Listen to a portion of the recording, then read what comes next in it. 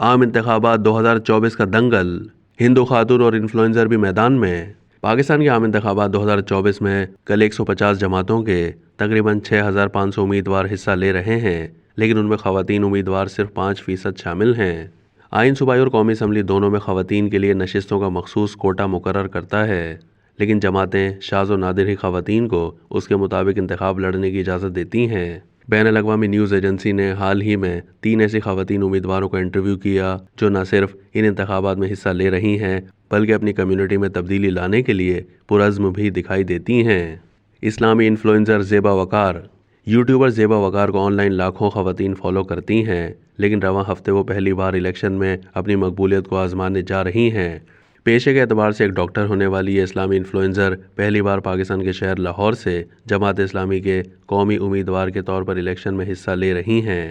News agency کے مطابق وہ یوٹیوب پر ہر ہفتے اسلامی تعلیم اور تاریخ کے بارے میں آگاہی فراہم کرتی ہیں۔ ان کے مواد سے زیادہ تر متوسط طبقے کی وہ خواتین مستفید ہوتی ہیں جو سوشل میڈیا پر تعلیمی مواد حاصل کرنا چاہتی ہیں۔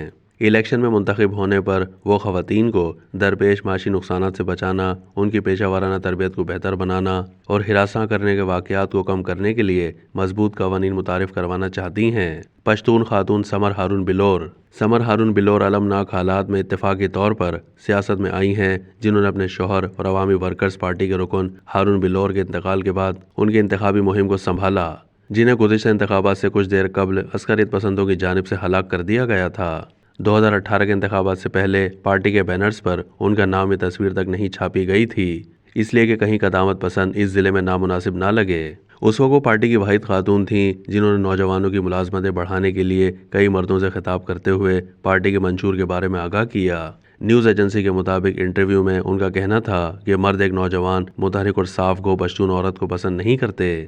وہ صوبائی دارالحکومت پشاور میں پہلی خاتون صوبائی رکن اسمبلی بنی، جو تقریباً 50 لاکھ آبادی کا شہر ہے، جہاں عام طور پر خواتین کی نقل و حرکت پر پابندی لگائی جاتی ہے۔ ان کے مطابق کامیابی سے ایک منتخب عہدے کے 5 سال گزرنے کے بعد اب لوگوں کے رجحان بدل رہے ہیں۔ لوگ اب قطع نظر اس کے کہ امیدوار کی جنس کیا ہے، ایسے شخص کو چاہتے ہیں جو حلقے کو وقت دے۔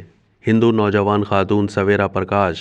پاکستان کے گہرے قدامت پسند صوبہ خیبر پختونخوا سے تعلق رکھنے والی 25 سالہ نوجوان ہندو خاتون سویرا پرکاش نے پاکستانی سیاست میں اپنا گہرا مقام بنایا ہے۔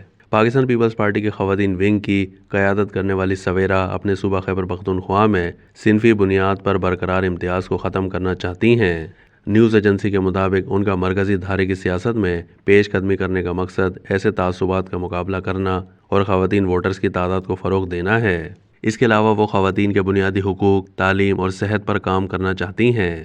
ان کے والد کے نجی اسپتال کے ایک حصے کو انتخابی دفتر میں تبدیل کر دیا گیا ہے، جہاں نوجوان مرد اور خواتین نہ صرف اپنی شکایات درج کرواتے ہیں بلکہ ان کے مسئلے حل بھی کیے جاتے ہیں۔ سویرا کا کہنا ہے کہ انتخاب لڑنے کا مقصد صرف عوام کی خدمت کے لیے ہے، جو اختیارات کے بغیر نہیں کی جا سکتی۔